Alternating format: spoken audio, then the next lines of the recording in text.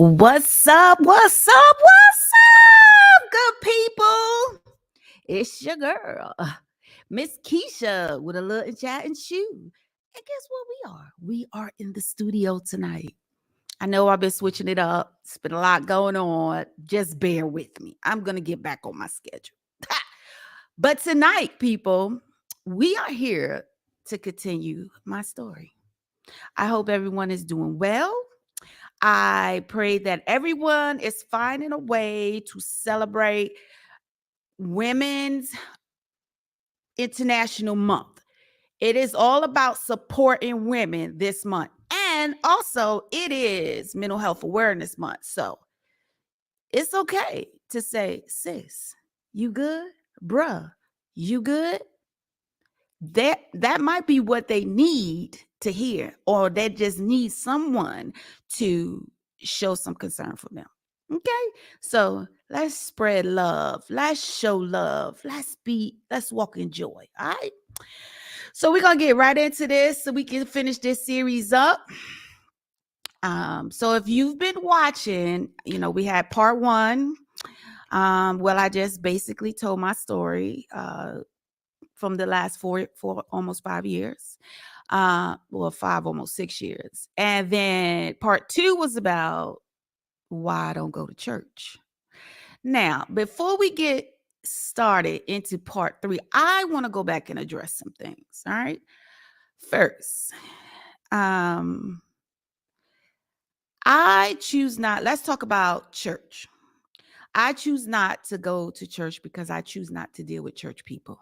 I get like a overwhelming anxiety when I am in the physical building for a church service. I don't know. It's something about a service. Now, I had got to the point where I started going to church, and then COVID happened. And so I just kind of reverted back to my shell. What I feel, what increases my anxiety is because of everything that happened. I feel like, I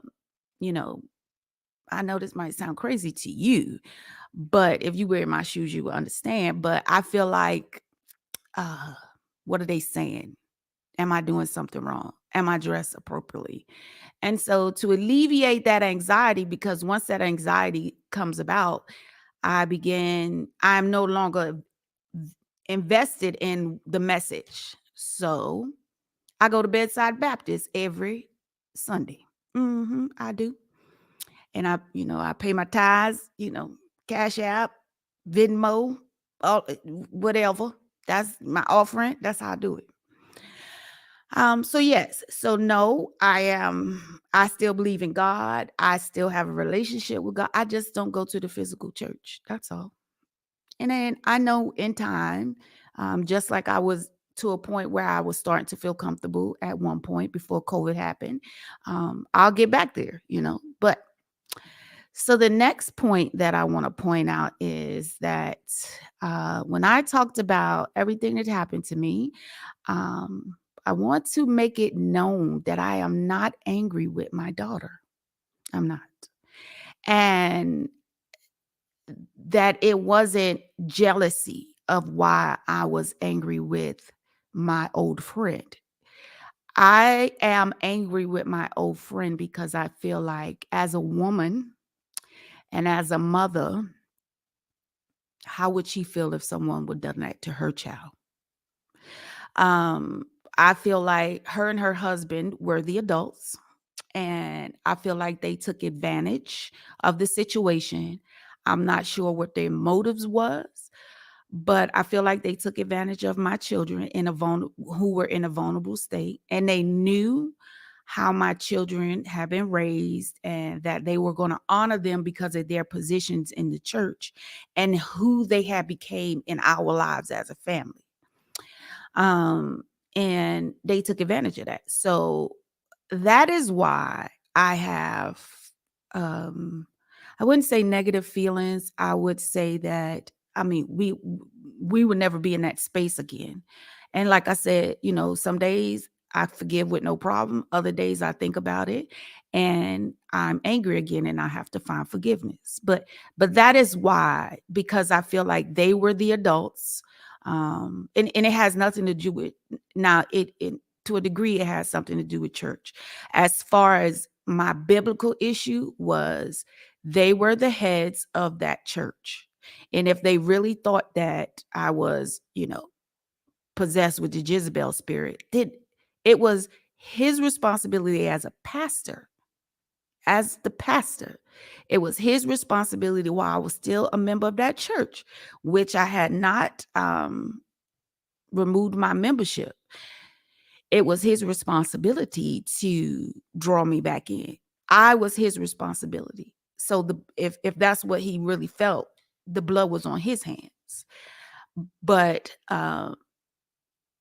my disappointment and my frustration with them was very minimal when it came to a biblical standpoint. My frustration with them was more so, you have kids around the same age as my children, and how would you have felt if someone indulged, encouraged, allowed anything negative to be said to my children about me, allow them to say anything negative about me?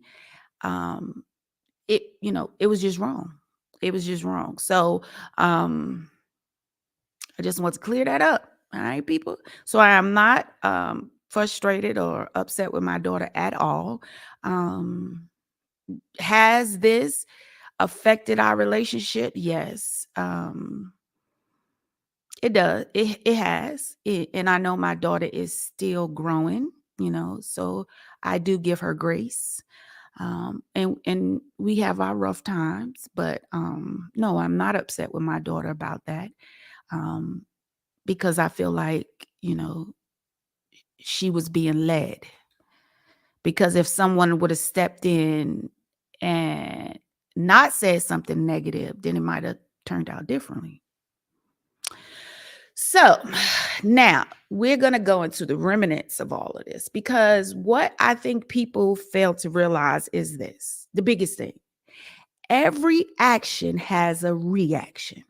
Everything that we do to someone, for someone, good, bad, or indifferent, has a reaction. And I think that sometimes people are so self involved that they don't realize. I hate to keep throwing this word around, but the narcissism, that spirit of narcissism, allows them to feel like they're always the victim. Now, me, um, it used to be real hard for me to be like, oh, I messed up. Now I am in a place where if I do mess up, I would tell you, okay, I messed up. I shouldn't have said that. I shouldn't have did that. And then we'll go from there. Um, I'm very, open to that, to saying, okay, I messed up. I'm learning that, my way of doing things and the way that I operate is different than a lot of people. But I think some people, in their selfishness and whatever their own desires are for what they're trying to reach, why they say and do the things that they do to downgrade or disrespect or hurt someone else intentionally, I think that sometimes they don't think about the remnants behind it. Because this whole thing, um, whether good, bad, or indifferent, it has allowed my family to grow. It broke us, but it has allowed us to grow. It has allowed a lot of us to take accountability and say, we're going to stop this here so it don't recreates itself. So some of us have had to take some hard stances to say, I've let this go on along for so long, but I need to stop it right here so that it doesn't continue and the behavior is not seen as acceptable. So that's one of the remnants. We're changing our generation dynamics because we don't want my grandkids to grow up thinking that the way that they've maybe seen me and my daughter or me and my mother operate is right, because a lot of times it's not right. A lot of times, a lot of the things we have done is because we've always done it that way, and that doesn't make it right. So um, now we're all having to take a step back and say, I normally would have did this, and I feel like that's probably why, these things are happening. So I have to do something different. So it goes back to the old saying, um, the definition of insanity: to keep doing the same thing, expecting a different reaction. So that was one thing. The second thing I would say is, when people are not held accountable, um, unfortunately, their behaviors doesn't change, because in their eyes is acceptable. Now, if you have 5 people that something negative happens to, but 4 of those people begin doing the same bad habits, do you think that anyone's going to look at that one person who's like, I'm not putting my hand back in the fire? No. It's easy to say that that one person has the problem versus those other 5, those 4, including that other person. So it's okay to be the outsider, to do what's right when nobody is looking. It's okay. And I think a lot of times we as people, as human beings, we don't make the hard right decision because of what comes with it. Like, if people say they don't care about what people think about them, to a degree, we all care, because I'm that type of person. I don't give but sometimes when you're in your alone time in your space, you do think, I know I do. I think, well, I just don't understand why these people feel this way about me. I mean, what the hell? Like, it wasn't me. You see what I'm saying? So you mad at me because I wouldn't do something stupid with you. Or you mad at me because I finally decided to tell you no when you're used to hearing yes. Like, so I'm the bad guy now. But that's what happens. That is what happens. And you have to be okay with it. Because I've noticed in my older years, my circle kept getting smaller and smaller and smaller. And I think we all know, as the years go by, we know the people that's gonna stick it out, kind of like death do us part friendships. You know when you're more a friend to someone than they are to you. So I would say, out of that experience, another remnant was um being the bad guy, because I was always the bad guy, because I wouldn't do what everybody else was doing, or I and it evolved into, I think I'm better than people. And no, it's not that I think I'm better than you. Well, no, yeah, it is, because again, the definition of insanity is to keep doing the same things expecting a different result. So I don't want to keep doing the same thing. If it's not working and it's always causing rift, I don't want to do that no more. If me telling you yeah is creating a monster, I'm going to start telling you no. Period. If me going right is going to cause, stress, and I'm gonna go left. And it's okay. You keep doing what works for you. And that's what I think some people don't understand. Just because I'm not doing what we used to do together is because my mindset has changed. And if you don't want to go there, that's fine. You do what works for you. I'm going to do what works for me. And so I've become okay with being the bad guy. I don't care. There's only 1 or 2 people that I care about what they think about me. That's God and my children. That's it. Nobody else. I mean, if I had a husband, I'd probably care what he thought. But I ain't got no husband.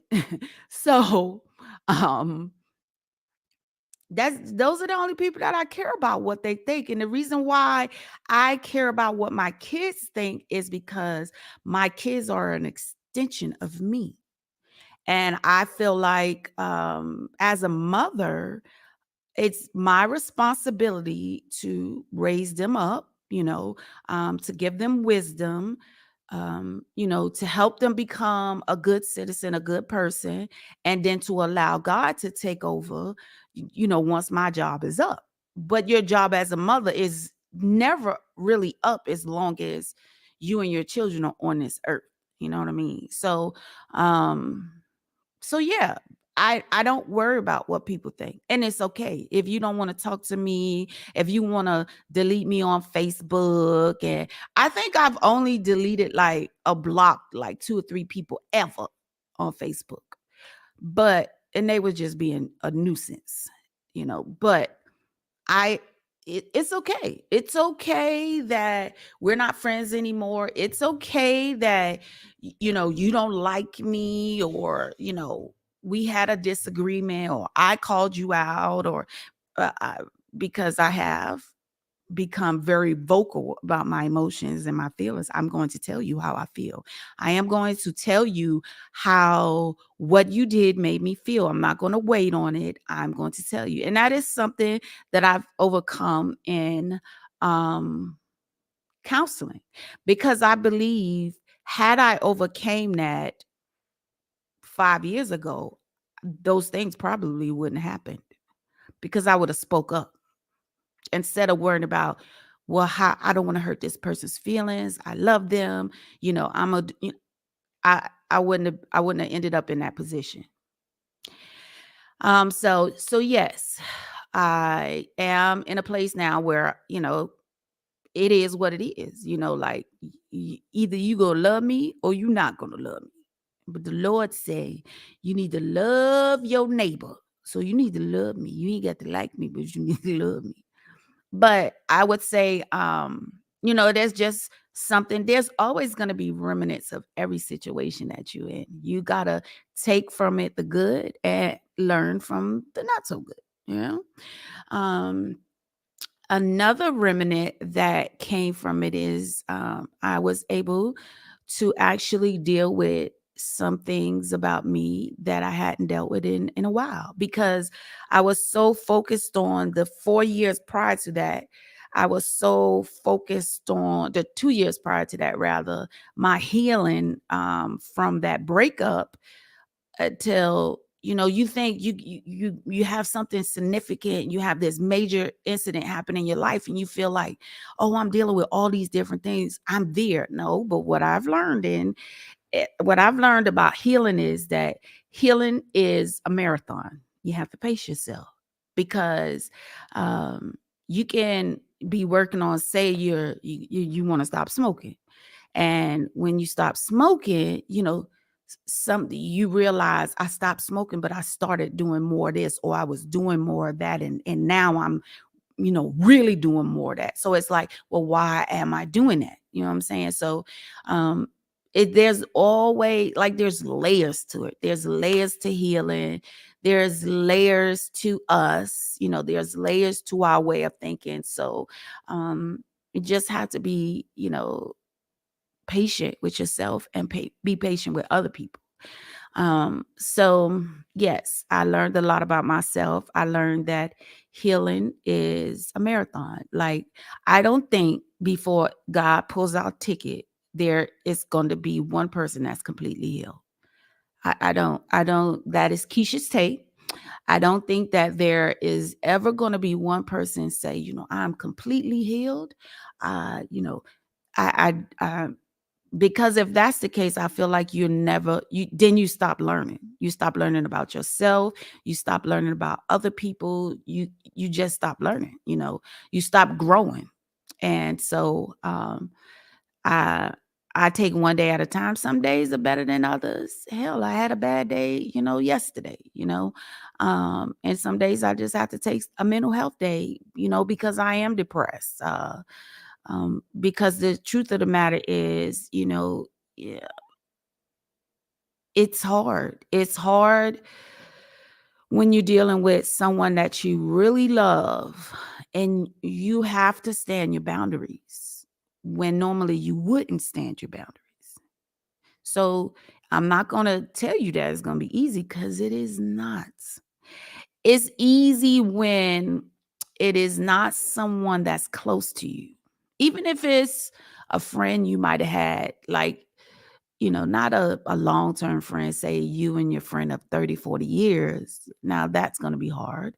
Um, but a casual friend or someone you just met in the last 5 or 6 years, it may be a little easier. Because I've had friendships that was only, a year old that I walked away from. And it didn't, because I set that boundary, like, okay, this is not something I agree with, this behavior, and this is not what I'm going to be a part of because, these are my boundaries. These are my, deal breakers in this friendship. And you decided to do it. So, you know, we're just going to part our ways. Um, but it is hard. It is challenging, especially when you have created a pattern of not standing within your boundaries with someone. It's like, how they say, when you break up with somebody and I'm a female, so I'm gonna just explain it like this. They say, when you break up with your boyfriend or whatever, you've been together for so many years, he decides that he wants to go do other things, yada yada yada. But then every now and then you get that, "Good morning, beautiful, how are you?" Or "You was on my mind, I was thinking about you," text. And they say, they're just trying to see, do they still have a hold on you? And it's the same thing. It's the same thing when you don't hold your boundaries with loved ones.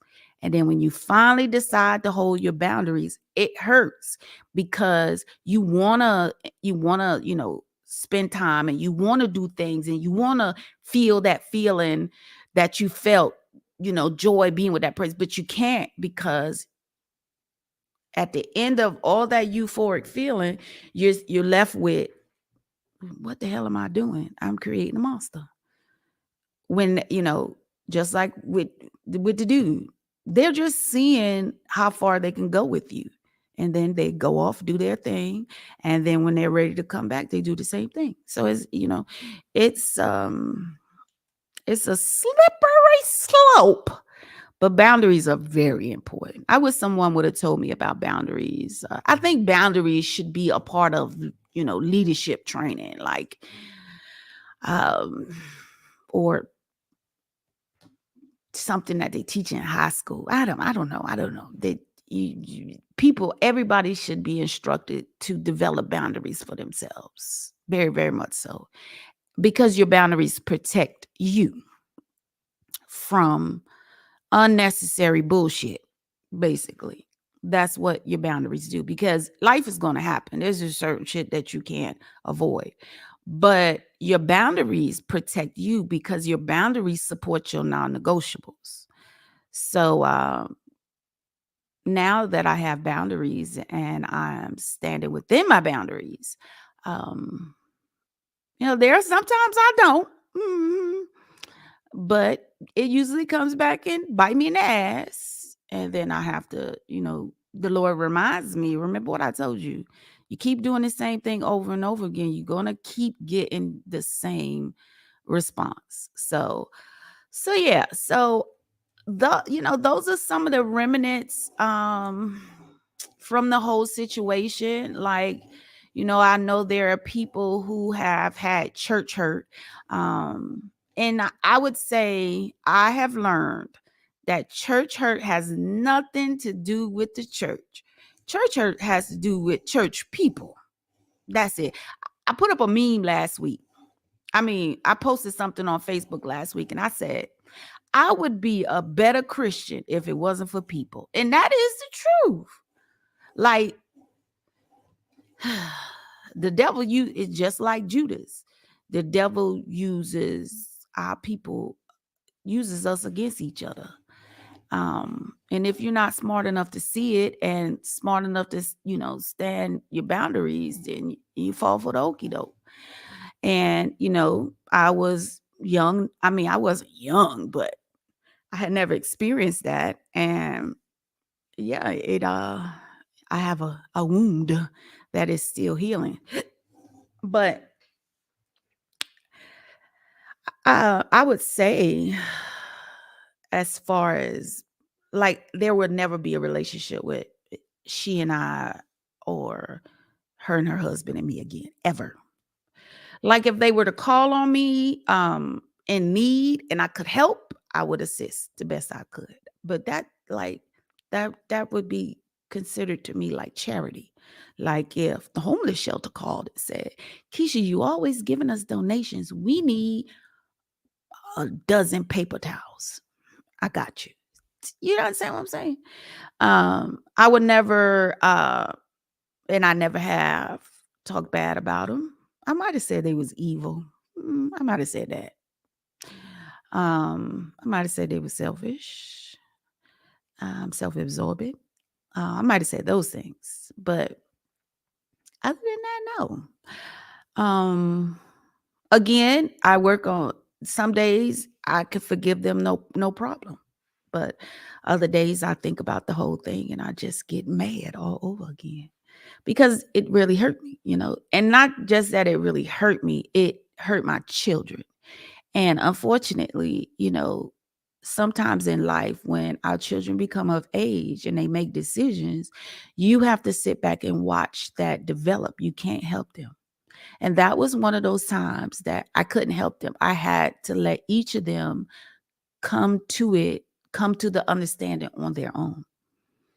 Yeah, I had to, yeah, allow them to come to it on, and in their own time, they did, um, but yeah, so we're so that is really the story of how I got to Maryland and how I am living in the life that I'm living now. I'm happy. I am, yeah. I mean, life happens, life things happen. Um, I am going through a growing pain right now, but it's something that I created. I mean, we don't always make the best decisions, and you have to decide on, are you going to keep making that bad decision, or are you going to stand within your boundary? Because right now, the most important thing to me is my peace. My kids are grown and doing their own thing, and I'm so proud of them. Like, they don't bother me. Like, they may call and see how I'm doing, checking on me. Well, one don't call me right now, but for the most part, they pretty much let me live my life, and they understand now. It was again, that was part of the growing pains for us. So it was also a remnant that, you're grown now. Mama is not going to be able to save you. You can't call mama for everything. You need to figure some things out. But also, it was a remnant and a growing pain for me because I had to learn that I have to let them go through it sometimes. I have to let them figure it out on their own, and I can't keep running to the rescue. And so it was a growing pain for me, Um, saying no was hard, and saying no is hard. And standing in my truth is hard. Because they are so different. But I'm proud of my children. I'm proud of, what they're doing. I believe that greater is for them. And so we have grown as a small family from that, because anybody that knows from, my battles, that was there or was stationed with me or worked with me, it was my kids and me. That's just how it was. I didn't go nowhere if I couldn't take them. So we had to, respect each other's boundaries. We had to respect each other's space. We had to respect each other's peace. And that was a challenge for us because the three of us were so engulfed in each other's lives. So, and now they're grown. They want their separate lives. I'm I flew the cuckoo's nest with them. So I wanted my separate life, and so that definitely was me moving to Maryland was definitely a challenge in that area because now all three of us are far apart, you know. So yes, that was a challenge for us as well. That was, a remnant behind that whole situation. I mean, but God has blessed us in the midst of it all. And I think that I would say that I am grateful for it because I know in the end, when we get to the next level and this will be behind us, we will be so much better as people. So much, just the way we treat each other, just the way we treat other people, how we show compassion, um, how we show love to each other and to other people, and just understanding that every action has a reaction. Like you can't think you can just keep throwing the rock and hide your hand and blame it on, you know, the other person. And I would say that a lot of times I get blamed because I am the loud one. I am the one that speaks up. I am the one. So it's like, excuse me, I am said to be aggressive. And I probably am. It probably it probably comes off, excuse me, as me being aggressive because I am aggressive about things that I'm passionate about. So I'm passionate about my family. I'm passionate about my peace. I'm passionate about my businesses. I'm passionate about my goals. I'm passionate about that. And so if someone or something comes along that could be detrimental to any of those things, then, yeah, I might, but it takes it takes a lot to bring that out. You just not gonna get that. Nah, I'm gonna give you a chance. But boy, oh boy. So yeah, I just think it's all about accountability.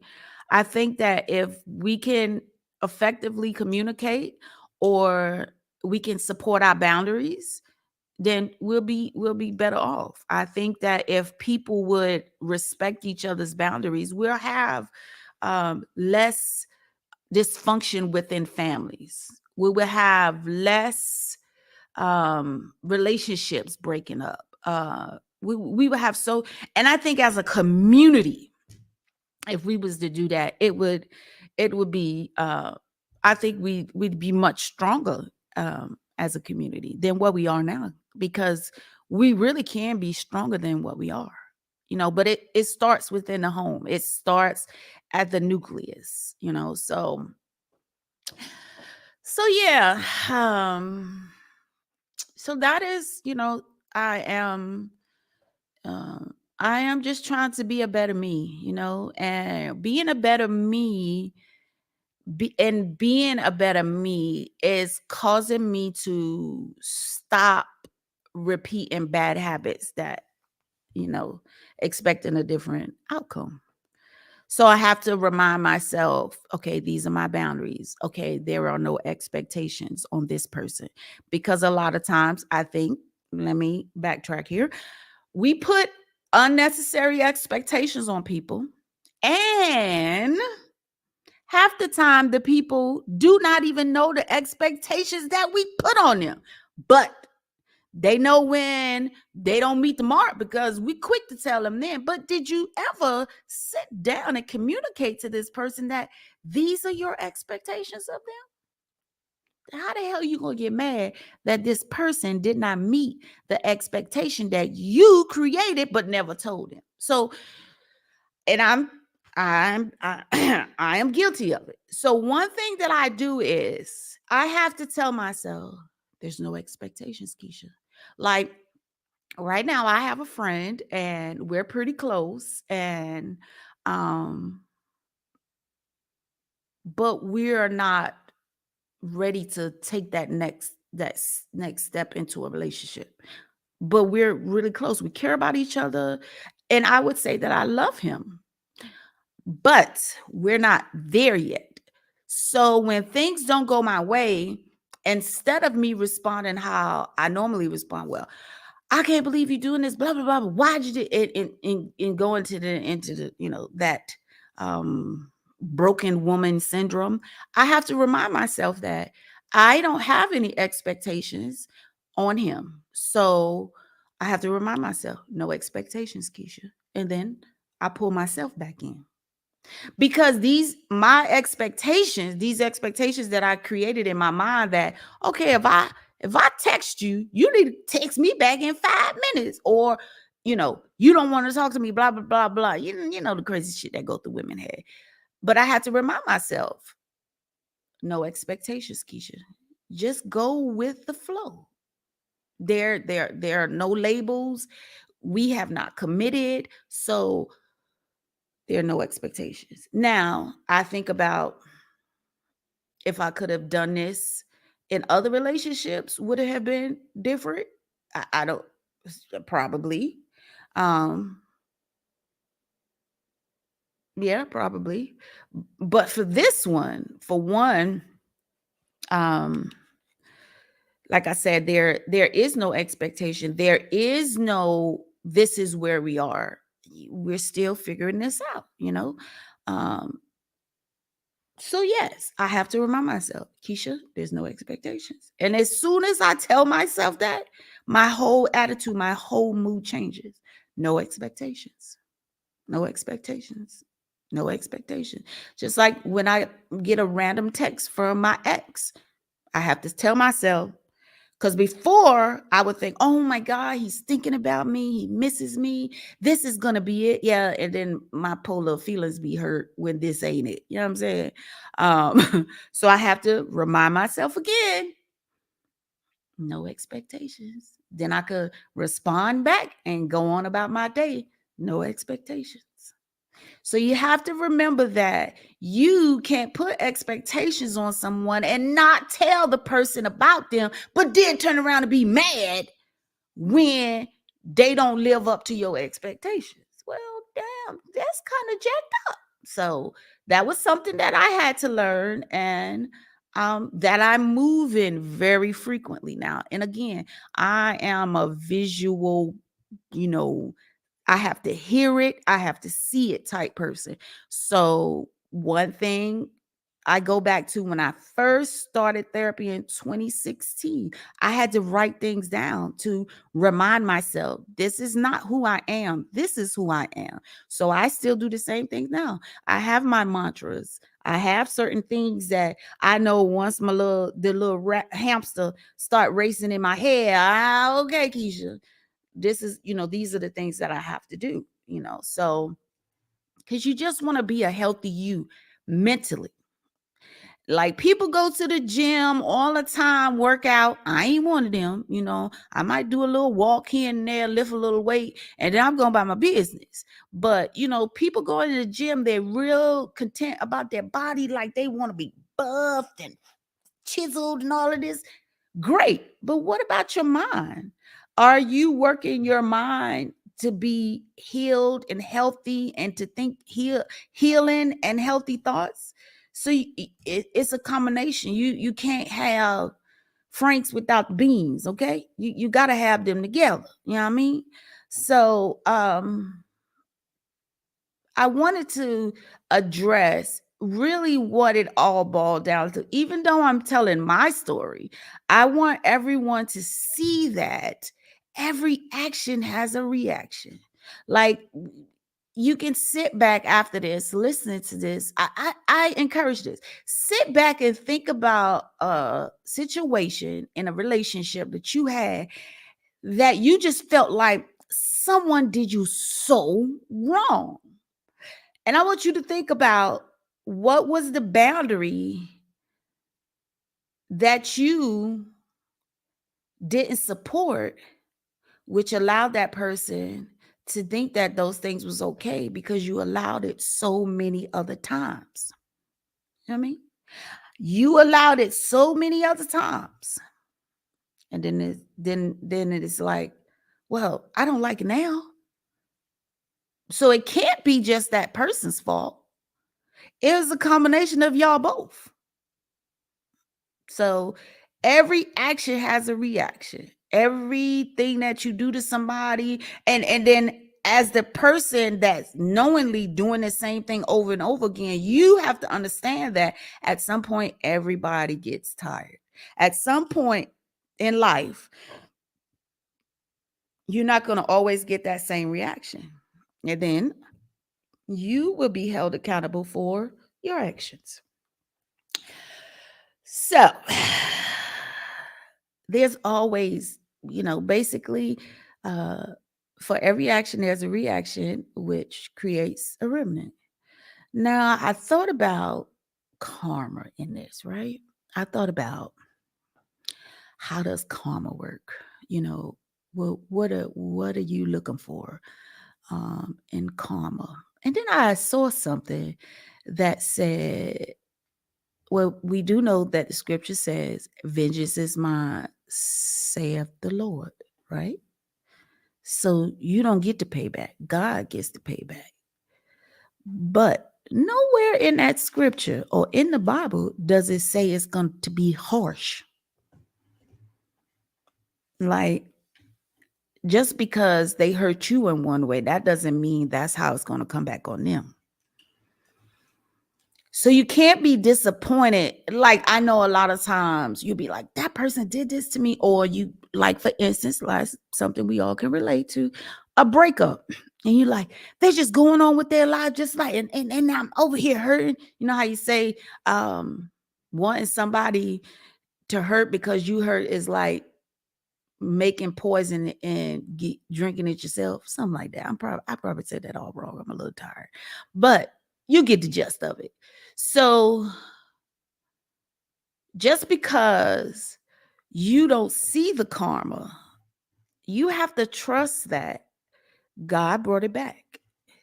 You can pray and ask God, allow me to see the karma. I can tell you, every time that I have prayed, Lord, I just hope when you bring it back to pass that I'm able to witness it. And I have in those instances. I believe that I have. But just remember that the punishment is not up to us. We may want somebody to like really, really hurt, but God does it in his own way. And I believe that he gets us where it hurts the most. Sometimes he may get you how you hurt somebody else. Your karma may come back and it may be that. But I think that he gets us where it hurts the most. Like, so you can't compare my karma to your karma because they're not the same. You know what I mean? They're not the same. So I could keep going on and on and on about this because I think a lot of times we make decisions emotionally. I'm guilty of it. I'm a very emotional person. Um, we make a lot of decisions based on emotions, and I think a lot of times we suffer from bad decisions made in emotions because of pride and because we just won't say, you know what, I messed up. This is I messed up. I understand why you feel the way that you did because of what I did. And I'm sorry. I'm sorry. But what you did really hurt me. Like, so that's not saying that, you know, you didn't hurt me. It's saying that I acknowledge. I'm telling you, I'm apologizing to you because I understand when I stepped on your toe, it made you holler and then you punch me in the eye. So, you know what I'm saying? Like, you take accountability. You just got to take accountability. If you want to continue to heal, you got to take accountability. Um and I think sometimes we just don't. We are so quick to see the other person as the problem and we don't want to look at ourselves. We don't want to say, you know, okay, this happened. They hurt me or they did me wrong or, they stole from me or whatever. Well, stealing is probably a little different. But, what did I do to contribute to this? Could I have done things different? Could I have said this different? Could I have not had said this? Because sometimes, some things are better left unsaid, So, and again, it's something that you learn over time as you're on this marathon of healing, you know. 33 miles is a long time. Remember all that Jesus did when he walked the earth for 33 years, so you'll get there, but you'll also be dead. So just know that you're going to be healing every day. Every day is a new day to be better than you were the day before. And some days you won't be better, and it's okay. It is okay to not be okay every day. It's okay. So don't let nobody tell you, oh, you need to just get over it. Probably need to reevaluate that relationship. Um, oh, you just need to get up and move on. Probably need to reevaluate that relationship. Um, it's okay to have your moment. It's okay not to be okay. Because a lot of the people that are no longer here with us, they didn't feel like it was okay not to be okay. So yeah, and now I'm really taking on this, healing and being better because you know s- uh life isn't promised to you. I had 3 friends in the last 2 weeks lose their mom. I had a classmate last night, yesterday, night before last, have a severe stroke. So as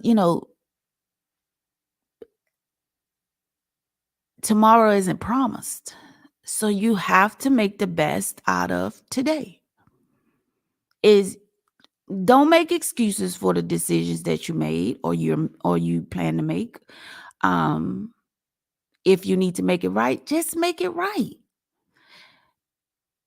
and move forward and do better. Remember, insanity is doing the same thing expecting a different result. Are you insane? I choose not to be insane. So I am really trying to be a better me. Um, yeah, I'm trying to be a better me. And because I just want to live a wholesome, full life. I want to continue to do things that I've never done before. I want to continue to go places that I've never been before. Um, I want to spend my time happy and at peace. And I do understand that being at peace does not mean that you will be happy all the time, and it's okay. I do understand that it's okay not to be okay. And I have to acknowledge those days that I'm not okay. And I I've learned that sometimes you don't need to talk about it. I just need to tell you that today I'm not okay. And I just need you to say a little prayer for me. That's it. That's it. We don't need to talk about it. We don't need to, beat the horse to his brains is coming out his nose. We don't. If the Lord put you on my mind, friend, today is not a good day. I am in a very depressive state. And this is why.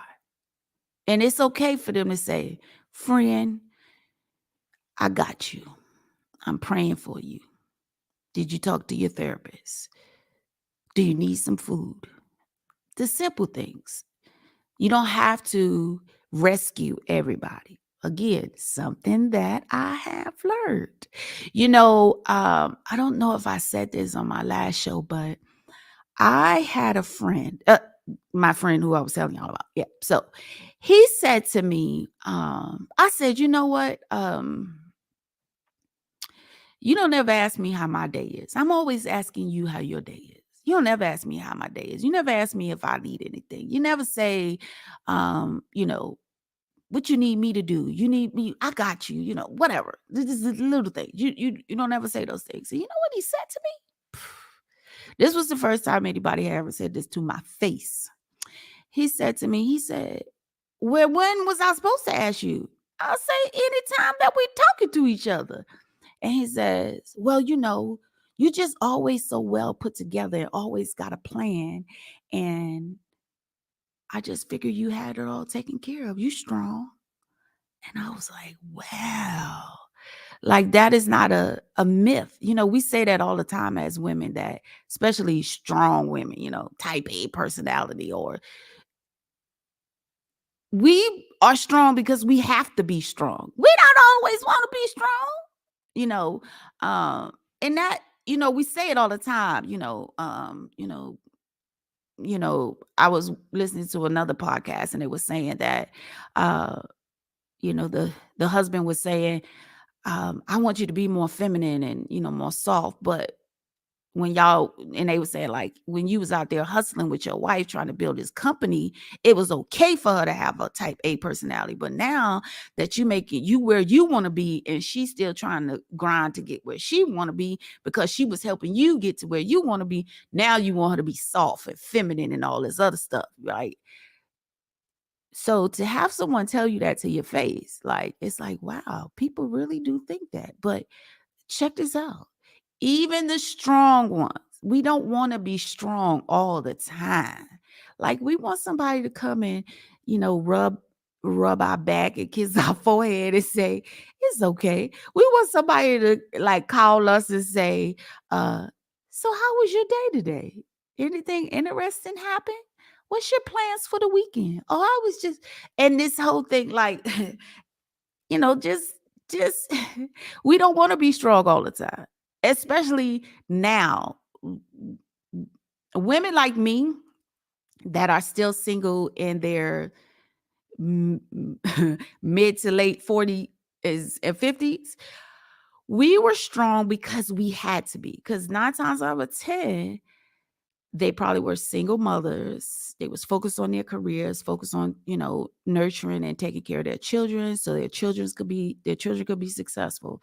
So, but now that the children are successful, they're out there doing their thing, and you have arrived. It's like we don't want to be strong no more. We want that security, that um we want to be vulnerable. We want to be feminine. We want to move in our femininity more times than less. um so yeah, that was very interesting. And then I had to step back and say, well, am I moving like that to make him think like that?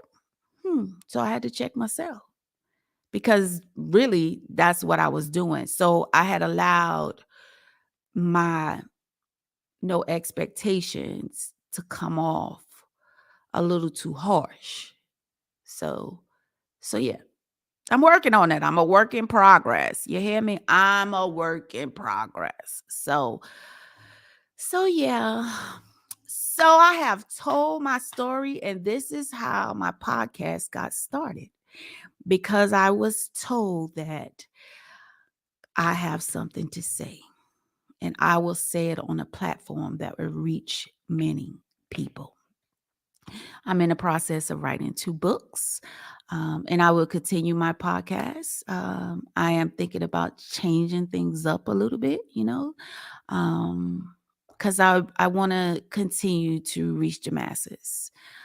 So yeah, so I love doing my podcast. I love talking to people. If anybody knows me, they know I love to talk, and I will strike up a conversation with anybody.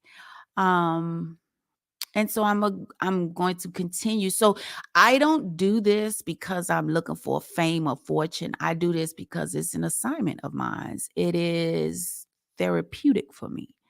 Um, and I enjoy sharing my experiences because it makes me happy when people inbox me or text me or call me, and they'll be like, I didn't know.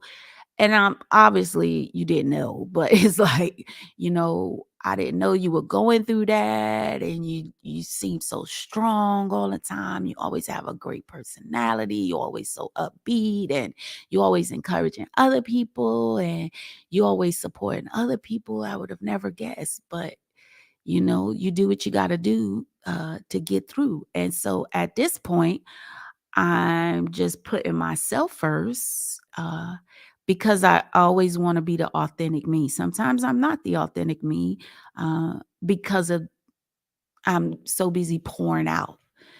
But you can't pour out so much till you don't have anything left for yourself. And so that's what I'm learning about me, that I can't I can't love people into doing right. I can't give people into doing right.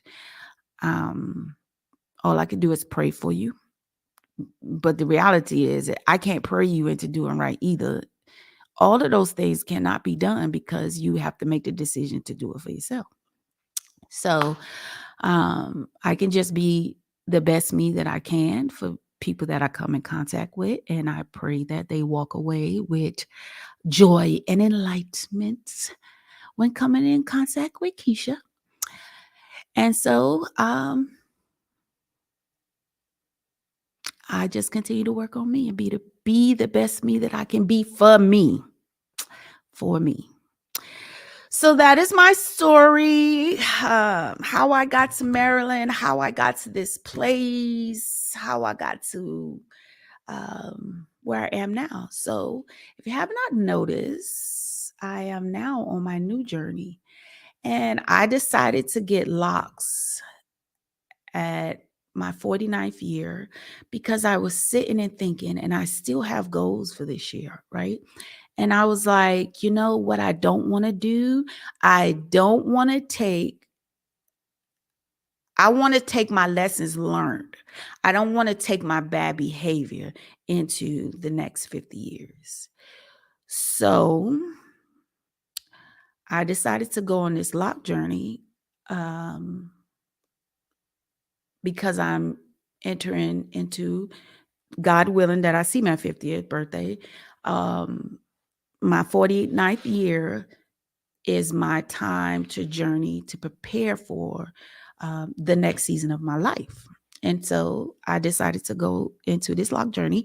I decided to go with lock extensions.